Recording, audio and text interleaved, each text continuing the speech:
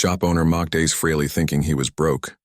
But Ozzy Osbourne was watching in the heart of Manhattan, where skyscrapers kiss the clouds and neon lights fight the morning sun. There stood a music shop called Vintage Guitar Heaven. Behind its glass window, bathed in soft amber light, gleamed a 1959 Gibson Les Paul Sunburst, a legend among legends. Carrying a jaw-dropping price tag, $850,000. That morning, a man in worn-out jeans and a faded leather jacket paused in front of that window. His name was Ace Frehley, the legendary guitarist of Kiss, but you wouldn't have known it. His hair was a bit messy, his boots scuffed, his jacket worn thin from years on the road. He wasn't there to make a scene. He was there to feel something.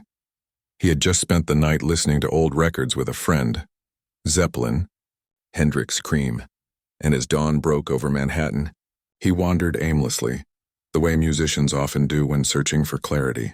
Then he saw her, that Les Paul shining like a relic from another time. Not an object, but a soul.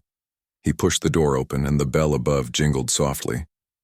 Behind the counter stood Richard Castellano, the shop's proud owner, slick hair, designer suit, gold watch. The kind of man who'd built his life around appearances. He barely glanced up when Ace entered. "Sir," Richard said, eyes still on his paperwork, "that guitar's not for handling. Display purposes only. We have more affordable options in the back, 5, maybe 6,000 range." Ace blinked, taken aback. He wasn't angry, just disappointed. He'd seen this scene before. He smiled gently and said, "It's beautiful. Haven't seen a 59 model in years." Richard's smirk was polite but empty. "Yes, beautiful. And expensive. Maybe not the kind of investment someone like you is looking for." Ace let out a soft laugh, the kind of laugh that hides a lifetime of being underestimated, and turned toward the door. He was used to it, but it still stung. In the corner of the shop, behind a stack of amplifiers and a dusty display of vintage picks, sat another man, unnoticed, silent, sipping his coffee. He was Ozzy Osbourne. At 72, his body was slower, but his eyes, those wild Birmingham eyes, still burned with fire. He came here often, to sit, to breathe in the smell of old wood and lacquer. It reminded him of home, back when he was just John Osbourne, a poor boy dreaming of guitars he couldn't afford. As he watched Ace being dismissed, something deep inside him stirred, a memory. He was 14 again, walking into a Birmingham shop with his heart pounding.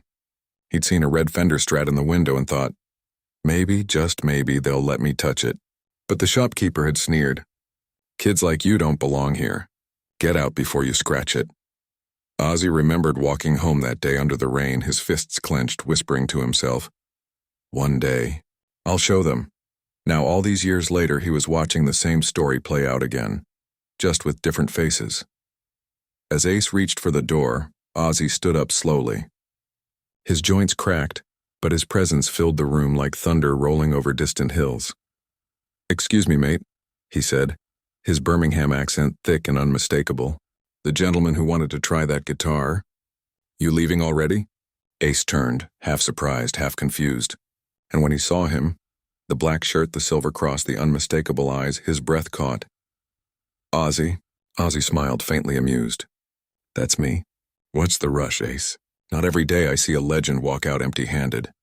Richard, behind the counter, froze. The color drained from his face. He'd just insulted 2 rock gods without realizing it.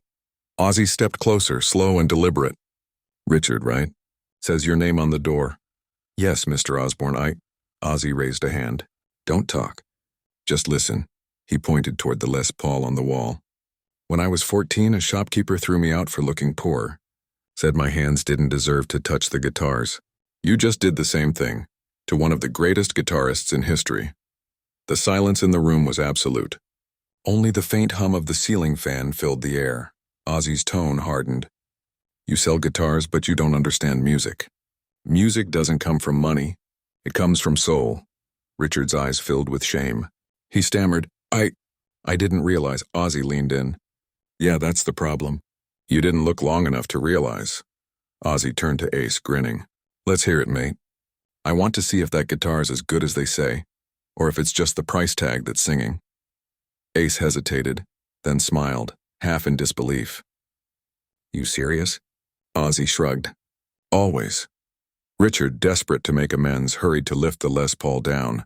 His hands shook as he handed it to Ace as though he were holding a piece of history, which in truth he was. The moment Ace's fingers touched the strings, the air changed. He strummed once gently. The tone was warm, haunting, alive. He began to play. Deuce. The first riff echoed through the room, raw and powerful, vibrating against the old wooden floorboards. Ozzy nodded along, tapping his boot in rhythm. For a few minutes, time stood still. It wasn't a store anymore, it was a stage, a temple, a memory. When the final note faded, Ozzy clapped softly. That's music, Richard. That's what you almost missed. Ace lowered the guitar, humbled, smiling faintly. Ozzy, you didn't have to do this. Ozzy laughed. Didn't have to, mate. But I wanted to. Reminds me why we started all this in the first place. Then, with a twinkle in his eye, he said, So you buying it? Ace chuckled. It's $850,000, Ozzy. Ozzy smirked. Tell Sharon I bought groceries. They split the cost right there. $425,000 each. 2 signatures. One silent agreement. Richard, trembling, handed over the receipt. Ozzy looked him in the eye. I don't want a discount, Richard. I just want a promise. Treat every soul who walks in here with respect. 'Cause one day that kid might buy your whole damn store. When they stepped outside, the Manhattan sun was blinding. Ace carried the Les Paul case like a sacred artifact, so... What now? He asked. Ozzy's lips curled into that devilish grin that made him a legend. Now we find someone who needs it.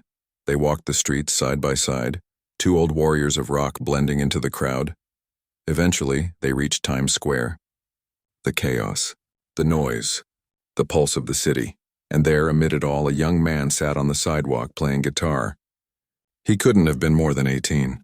His name tag on a backpack read Marcus Williams. His fingers moved like poetry.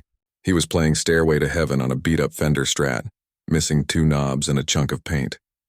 But the music was pure. Ozzy and Ace stood quietly listening. When Marcus finished, Ozzy clapped. Beautiful, mate. What's your name? Marcus, the boy said shyly. Marcus Williams, Ozzy nodded. How long you been playing? Since I was 12. My dad taught me. He passed away 2 years ago. I'm saving up for music school now. Trying at least. Ace and Ozzy exchanged a look. One of those unspoken exchanges between men who've seen the world and its struggles. Ozzy grinned. Well, Marcus, today's your lucky day. He motioned for Ace to open the case. When the sunlight hit that Les Paul, the crowd gasped. Marcus's mouth fell open. This can't be real. Ozzy placed the guitar in his hands. It's real, mate. It's yours. No strings attached except the 6 you're holding. Marcus's hands trembled. Tears welled in his eyes. Why? Why would you do this? Ozzy smiled, soft but sure. Because once upon a time someone told me I wasn't good enough to touch a guitar. I swore I'd never let another kid hear that. Ace added, You've got talent, kid. Just promise us one thing, when it's your turn, pass it on. Marcus nodded, sobbing now. I will, I swear. The crowd around them had grown. Phones were out. Some knew who they were, most didn't. But everyone could feel the electricity, that sacred current of kindness, passion, and legacy. Ozzy chuckled. They've called me the Prince of Darkness all my life. Angels knew, Ace laughed. Don't worry, I won't tell Sharon. They walked away, disappearing into the crowd like ghosts of rock and roll. Later that evening in his home, Ozzy sat by the window. Sharon asked, Good day, love. Ozzy smiled faintly. Yeah, good day. And in another corner of Manhattan, Marcus played his new Les Paul for the first time. Each note carried not just sound, but gratitude, memory, and the spirit of rock itself. Because sometimes the greatest music isn't played on stage. It's played in the quiet moments, when legends choose to give rather than take. Outro more call to action, for narration. If this story touched your heart, hit like, share, and subscribe to Voices of Darkness. Because here we don't just tell stories, we keep the soul of rock and humanity alive. Now tell us in the comments, what would you have done if you saw this moment unfold?